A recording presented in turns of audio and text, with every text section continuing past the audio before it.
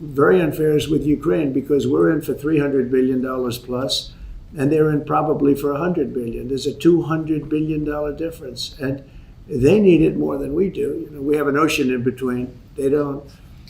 And so they're going to have to step it up a little bit. We're signing a regulation bill, and you might want to discuss it, please. Somebody could explain it. This is an executive order called Unleashing Prosperity Through Deregulation.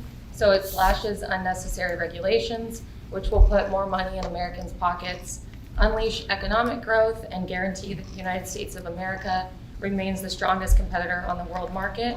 And in order to achieve that, this order requires a rigorous regulatory budget process. So for each new regulation issued, at least 10 prior regulations will be identified for elimination. So 1 for 10. And it's never been done before. We came very close to doing it in the first term, and we'll be able to easily do it, I think, in this term, and that'll have a big impact on regulation, getting rid of so many ridiculous regulations. And very importantly, Doug Burgum and Catherine, incredible governor of North Dakota, as you know, and did a really great job. And I asked him to serve as the Department of Energy, the secretary, and he's agreed to do it. And in many ways, the United States, I guarantee it's going to prove to be correct that the United States is very lucky to have them, because they're a great team, great man and wife, great talent. So we are going to be working, and you're going to be working very hard with Chris Wright over at Energy. And we have a lot of land. We have more land than anybody else in the world that has energy under it, namely, I call it liquid gold, but oil and gas and other things. And he'll be seeking that out, and he's going to help our country to become extremely liquid and extremely wealthy again. And I don't think it'll take too long. He's ready to go, right? He just got approved, as you know, by the Senate. So it was pretty good. We want to thank everybody, and we want to thank Senator Thune for moving it along. And if you could give me his commission, we'll sign it. Thank you very much. And if you'd like to ask a question of the new secretary, it's a very interesting title, but it's a pretty great title, right? Yes. Cabinet member and everything else. What is your first priority as Secretary of Interior, sir? Well, as you've heard President Trump say, we have to turn the ship around. If Interior was a public company, its stock would be in the tank. Revenue has been declining. Production of revenue for American taxpayers is down. The deregulation executive order, which President Trump just signed, extremely important, because we have to shorten the time it takes to build things in America. And not only do we have to produce more energy, we've got to produce more critical minerals in this country, and we're talking across the whole country, including Alaska especially, a big opportunity. Interior, if it was a company, has the largest balance sheet in the world. 500 million acres of public land, 700 million acres of subsurface, over 2 billion of offshore acres. These are all assets that belong to the American people. We all talk about the debt that America has, this 36 trillion. We have perhaps hundreds of trillions of dollars of assets that we need to manage smartly, sustainably, for the benefit and the use of the American people.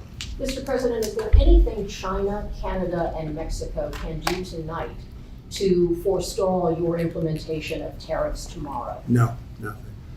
Not right now, no. Not a negotiating tool? No, it's not. No, it's a pure economic. We have big deficits with, as you know, with all three of them. And in one case, they're sending massive amounts of fentanyl, killing hundreds of thousands of people a year with the fentanyl.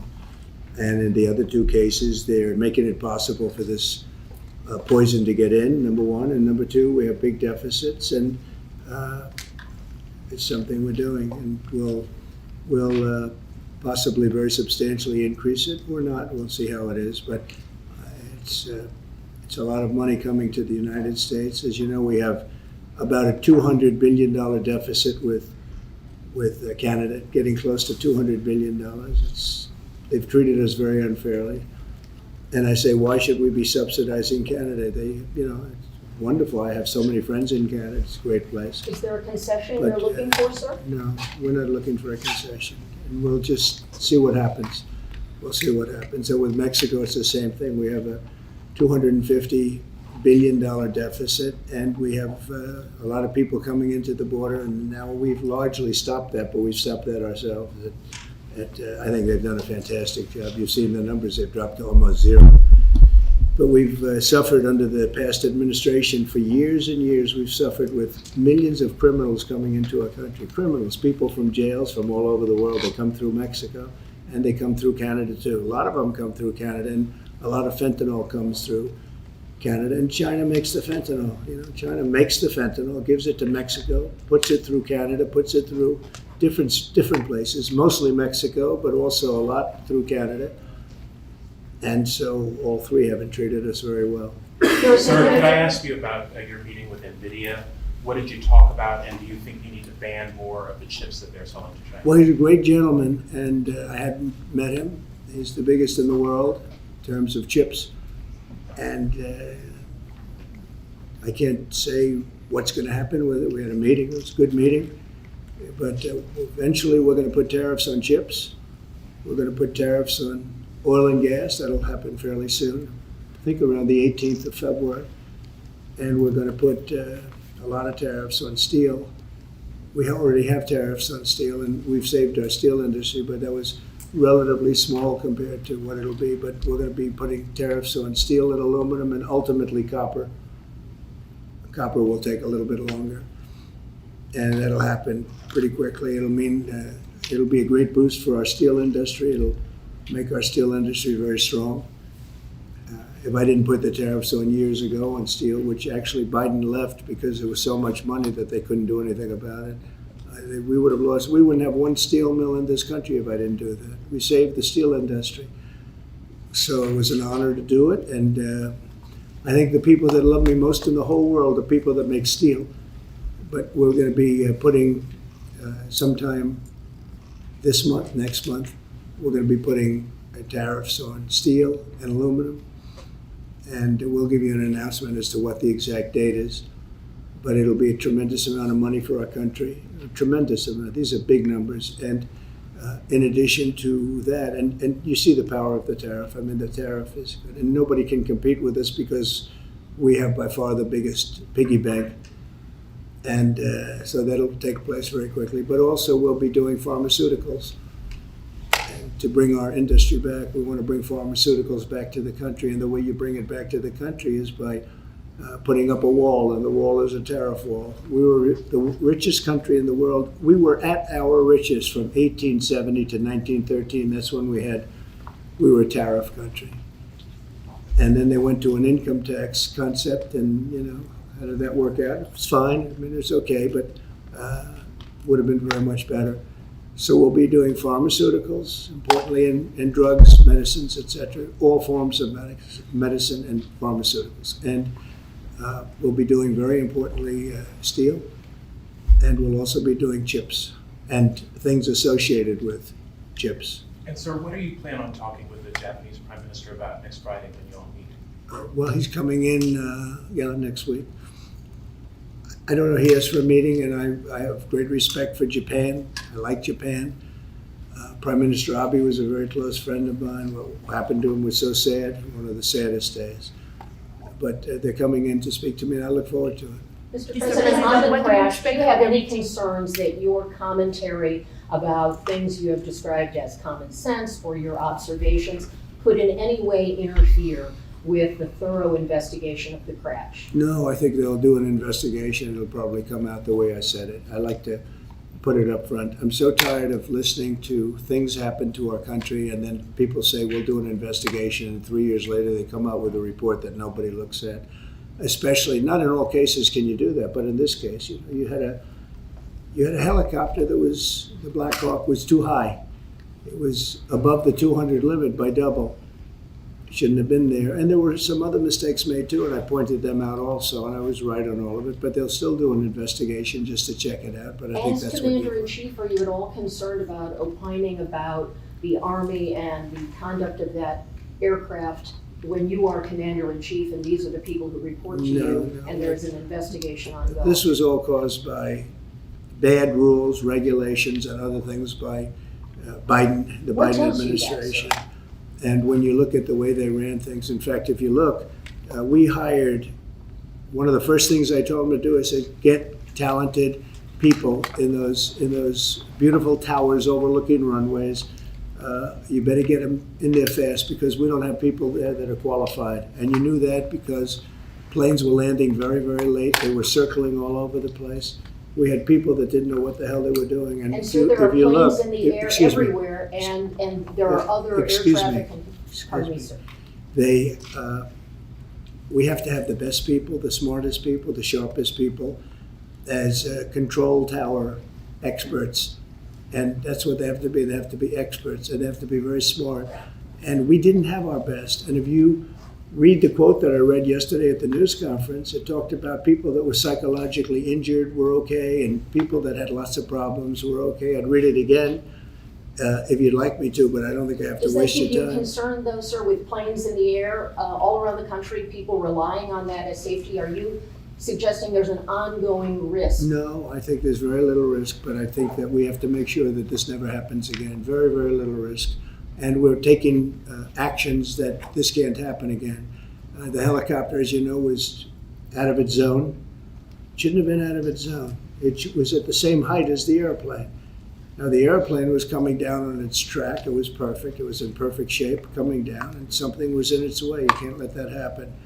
And it won't be happening again. And this was all because of weak rules in the Biden administration.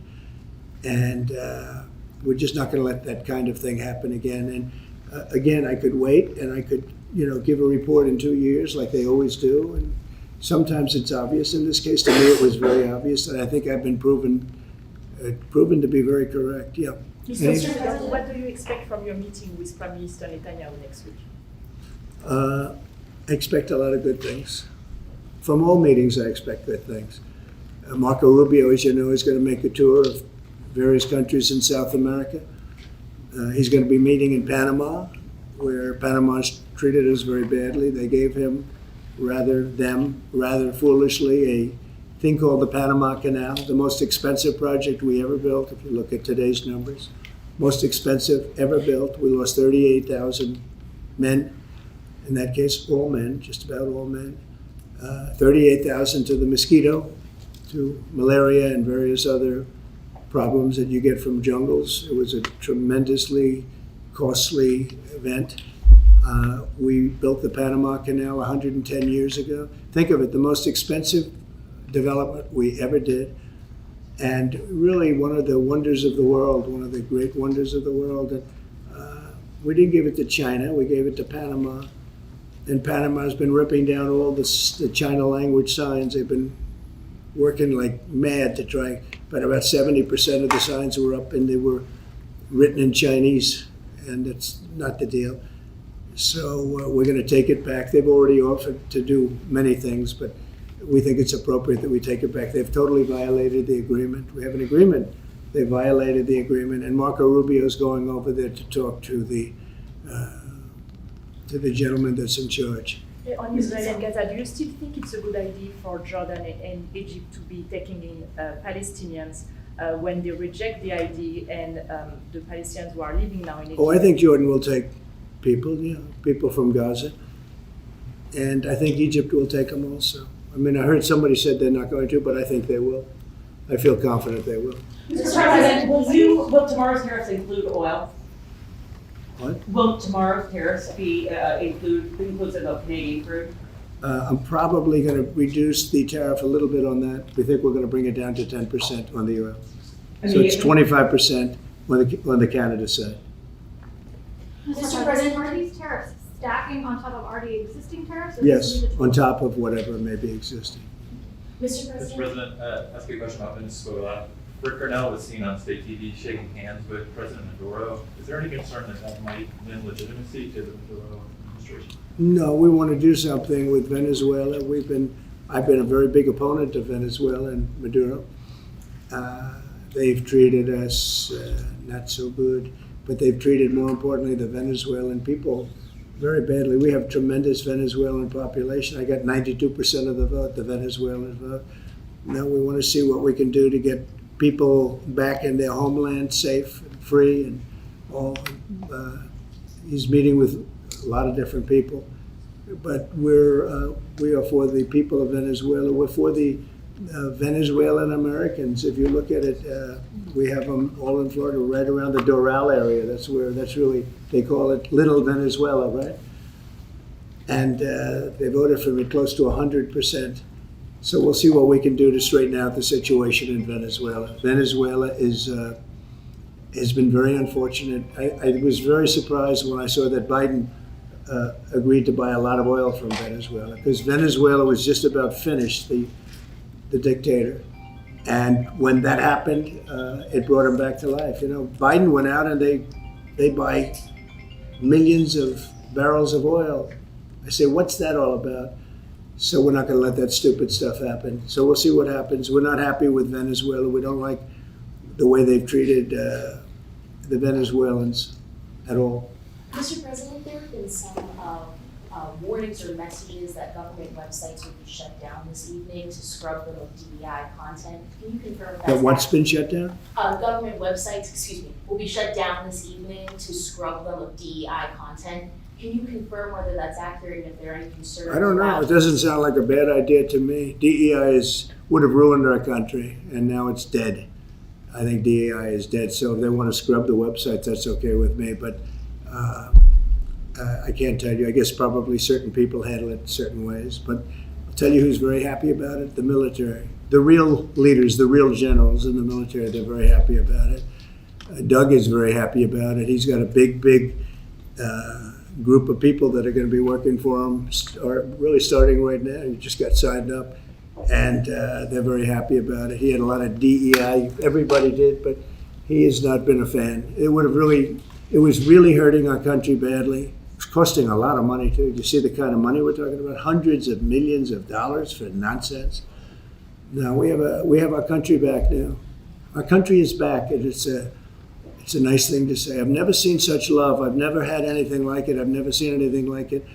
People are coming up, sir, thank you for bringing our country back. We were losing our country, and I think we're stronger now than we've been in many, many decades. Sir, any update on your call with Vladimir Putin? Well, we'll be speaking. We'll be speaking, and I think we'll perhaps do something that'll be significant. We want to end that war. That war would have never started if I was president, and we want to end that war. That war is a horrible war. Millions of young people are being killed, mostly on the lines now, mostly soldiers. But the cities have been largely destroyed, many of them. They're like demolition sites. But the soldiers are just shooting at each other. You know, it's a very flat land. I said this the last time, very, very flat land. The only place that a bullet stops is when it hits a person. And they're hitting a lot of people. They're hitting a lot of soldiers, but on both sides. You know, I think Russia would probably say close to 800,000, and Ukraine 600,000 or 700,000. And it's just a senseless situation, and it's got to stop. So whatever I can do to stop it, and we are having discussions, yes. Ongoing, already scheduled and ongoing? Already talking, yes. So you've already spoken to Vladimir Putin? I don't want to say that, but we are having very serious Is there a discussions reason you about. don't want to? Well, I just don't want to say that. We're having very serious discussions about that war, trying to get it ended With Russia? with Russia. At the Department of Justice and the FBI, there are a number of high-level people who are being asked to resign or are being told they are going to be fired. Did you specifically request any actions at the Bureau or DOJ with respect to those employees? No, but we have some very bad people over there. It was weaponized at a level that nobody's ever seen before. They came after a lot of people, like me, but they came after a lot of people. No, I wasn't involved in it. I'll have to see what is exactly going on after this is finished. But if they fired some people over there, that's a good thing, because they were very bad. They were very corrupt people, very corrupt, and they hurt our country very badly with the weaponization. They used the Justice Department to go after their political opponent, which in itself is illegal. And obviously it didn't work. Are you going to impose tariff on the European Union? What does that mean? Are you going to impose tariff too on European Union like you are going to do for Mexico and Canada? Well, you're asking me a question, because I'm sure you didn't hear, am I going to impose tariffs on the European Union? Do you want the truthful answer, Yes, or I should I want the give you a truth. political answer? The truth. Absolutely. Absolutely. The Tariffs, The European Union has treated us so terribly. You promised Americans to try to reduce costs, and so many of the products Yeah. that would be tariffed, when they come into the country, the outgoing country is not paying the tariff. The buyers in the United Yeah. States pay that, and then that's passed on to consumers in Right. most instances. Sometimes. How would you expect to have prices come down if you have such a broad plan for tariffs? And what do you say to the voters who want to see you reduce everyday costs? Well, let me just tell you that I got elected for a lot of reasons. Number one was the border. Number two was inflation, because I had almost no inflation. And yet I charged hundreds of billions of dollars of tariffs to countries. And think of it, I had almost no inflation and took in $600 billion of money from other countries. And tariffs don't cause inflation, they cause success. They cause big success. So we're going to have great success. There could be some temporary short-term disruption, and people will understand that. I had that when I negotiated some of the good deals for the farmers. And unfortunately, those deals have been led astray by Biden and his people because they didn't enforce the deals. We have a deal with China, which is phenomenal for the farmers, but there was nobody to enforce it in the Biden administration. They let them get away with murder. So that's another thing we're going to be bringing. Do you accept They the committed. principle Wait a of minute. costs being They passed committed to on? buying $50 billion worth of farm product, and they did it when I was president. As soon as I left, they stopped doing it because there was nobody in Biden to enforce it. But the tariffs are going to make us very rich and very strong, and we're going to treat other countries very fairly. But if you think about it, other countries charge us tariffs. We don't charge them tariffs. And it's about time that that changes. So are you concerned about the market reaction around tariffs? No, no. Tariffs, the word tariff is a very misunderstood word. You've heard me say, I say it kiddingly, but it's one of the most beautiful words in the dictionary, really is. And we've been taken advantage of because others have charged us VATs. As an example, the European Union charges us 20% plus a VAT tax, called a VAT tax, very similar. And it costs us an absolute fortune. We are treated so badly. They don't take our cars. They don't take our farm products, essentially. They don't take almost anything. And we have a tremendous deficit with the European Union. So we'll be doing something very substantial with the European Union. We're going to bring the level up to where it should be. And if you think of the European Union, then you go to NATO, it's largely the same group of countries. Until I came along, I mean, we were paying almost 100% of NATO only to get bad trade deals. And now it's been evened out, but very unfair having to do, it was evened out pretty good. Actually, I did a good job. They paid $440 billion if you look at the Secretary General's report, and he was here recently and he said that. He said one of the most amazing things I've ever seen is what President Trump was able to do with these countries of Europe, of which he was in charge of them, but he couldn't get them to pay. I went over, I said, you got to pay, and if you don't pay, we're not going to protect you. It's very simple. But very unfair is with Ukraine because we're in for $300 billion plus, and they're in probably for $100 billion. There's a $200 billion difference, and they need it more than we do. You know, we have an ocean in between. They don't. And so they're going to have to step it up a little bit. With efforts to reduce the federal workforce, whether it's offering what we've called the buyout package or other efforts, do you have any concerns that there will be employees broadly across the federal government who might take that up? And they're a part of the many different ways that agencies protect the public, from food inspections to water safety to I know, but everybody's controls. replaceable, and we'll get very good people to replace them if it turns out to be more than we thought. It could be a lot, it could be a little, we don't know, but we'd love to have them leave. We're trying to remember this. We want them to go into the private sector. It's our dream to have everybody almost working in the private sector, not in the public sector. We have many people, very few people came to work. They were, it started more or less with COVID, but actually even before COVID. But it started with the COVID. They didn't come back. And then Biden let them get away with murder. And we had a federal workforce, like 4% coming into the office. And that just doesn't work. People can say it does, but it doesn't work. You have to be unified in a group in the office. It's just, it was crazy. You don't know what they're doing. And then at some point we may ask them to certify that they didn't have two jobs, meaning were they really getting a check from us, the government, and then were they also working a second job and a third job and, on government time? And many of them will say that they did, which is not legal, but it's a problem. It's a problem. No, we want to get that out. We want to clean it out. People have been trying to reduce federal government now for 40 years, 45 years, and they haven't been able to do it. And this is a way of doing it, I think, very nicely. It's sort of a buyout, too. I think we're treating people very good. But people don't come to the office. They won't have a job starting on that very special date. So we'll see how that works out. I mean, nobody knows how that's going to turn out. Everybody might show up to the office and maybe a large number won't show up. But if they don't show up, we've accomplished a very serious goal. We're trying to reduce government. Does Mr. Musk or any of those associated with your DOGE effort, do they have any direct access through the government systems to how money is dispersed? No, nothing. No, this has nothing to do also with the federal cutting, with this federal cutting. This is very separate. This is if you don't show up, you don't get paid. But DOGE, I think great progress has been made. We're talking about cutting over $1 trillion of waste. We're talking about waste. We're not talking about we're going to love and cherish Social Security, Medicare, Medicaid. We're not going to do anything with that other than if we can find some abuse or waste, we'll do something. But the people won't be affected. It'll only be more effective and better. And our country, as our country gets richer, the people on Social Security, Medicare, Medicaid, those people are going to be more secure. If Biden had gotten elected, Social Security was going to fail because the country was failing. It was going to fail. The country was going to fail.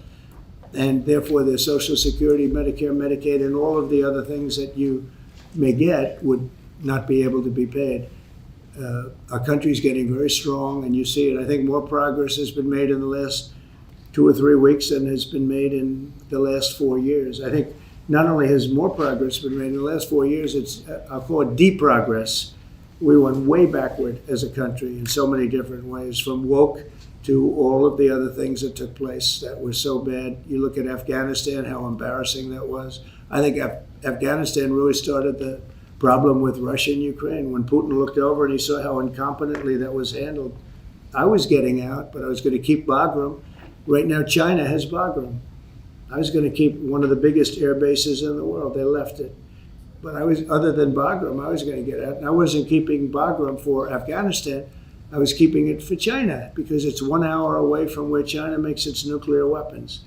And we were keeping it. So we have a lot of great things happening in our country, and we appreciate that you're here. And I'm really thrilled about Doug, and I'm really thrilled about his friend, Chris Wright, who's a legend in the oil business, right? They keep telling me, Catherine, he's like a legend, and he's a legend too in a lot of businesses. And we have an amazing group of people working with us. There's a man behind me who became a tremendous success. He was not a wealthy man. He didn't start off a wealthy man, and he ended up a wealthy man. And that's a great talent. And he's willing to sacrifice so much and to put it to work for our country. Watch the job he does on the interior, but in particular on really making our country very, very wealthy by utilizing it properly. And at the same time, environmentally, he does it he's very much an environmentalist. He's going to do it very carefully and very painstakingly good. But you just watch what happens. And working with the Department of Energy, where his compatriot, his friend, and also considered the most talented man in the oil business, is the head of the Department of Energy. They work together. It's almost like a partnership. It really is a partnership. And watch what that does for our country. It'll be a fantastic thing to see. Thank you very much, everybody. Thank you.